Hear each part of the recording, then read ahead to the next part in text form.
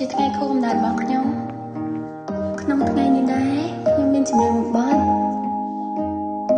អត្ថន័យនៃបទចម្រៀងនេះខ្ញុំចង់អរគុណដល់លោកអ្នកមានកូនទាំងពីររបស់ខ្ញុំចាសូមរីករាយស្ដាប់ Happy birthday to me